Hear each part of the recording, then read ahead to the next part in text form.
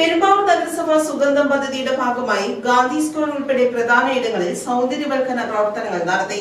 പെരുമ്പാവൂർ നഗരത്തിലെ പ്രധാനപ്പെട്ട സ്ഥലങ്ങളിൽ ഗാന്ധി സ്ക്വയർ ഉൾപ്പെടെ നഗരത്തിന്റെ മുഖഛായ മെച്ചപ്പെടുത്തുന്നതിനും പൊതു ഇടങ്ങൾ കൂടുതൽ ആകർഷകവും ശുദ്ധമുള്ളതുമായ രീതിയിൽ രൂപപ്പെടുത്തുന്നതിനുമായി സൗന്ദര്യവൽക്കരണ പ്രവർത്തനങ്ങൾ ആരംഭിച്ചു.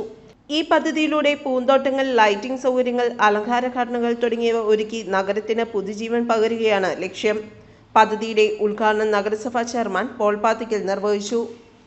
നഗരസഭ ഏറ്റവും അഭിമാനത്തോടു കൂടി നിൽക്കുന്ന സമയമാണ്. കാരണം നഗരസഭയുടെ പദ്ധതി സുഗന്ധം, ആ സുഗന്ധപൂരിത മന്ദരംഗം എന്ന പദ്ധതിയുടെ പൂർത്തീകരണമാണ് ഇവിടെ നടക്കുന്നത്. വിവിധ ഘട്ടങ്ങളുമായി ഇതുമായി സഹകരിച്ച നൂറുകണക്കിന് ആളുകളുണ്ട്. വിവിധ വ്യക്തികൾ, റെസിഡൻസ് അസോസിയേഷൻ, മറ്റ് സംഘടനകൾ, അങ്ങനെ ഇതുമായി ബന്ധപ്പെട്ട് വലിയ ഉദ്യമങ്ങളുടെ അവസാനമാണ് നമ്മൾ ഇത്രയും ശുചീകരണം നടത്തിയ സ്ഥലങ്ങൾ ഏറ്റവും ഭംഗിയായി മനോഹരമായി ഇവിടെ ചെടികൾ വെച്ച് പിടിപ്പിച്ച് ഭംഗിയാക്കുന്നത്. അങ്ങനെ നഗരസഭ മുഴുവൻ സുഗന്ധപൂരിതമാകുമ്പോൾ ഇതുമായി സഹകരിച്ച എല്ലാവർക്കും 1000 നന്ദി രേഖപ്പെടുത്തുന്നു.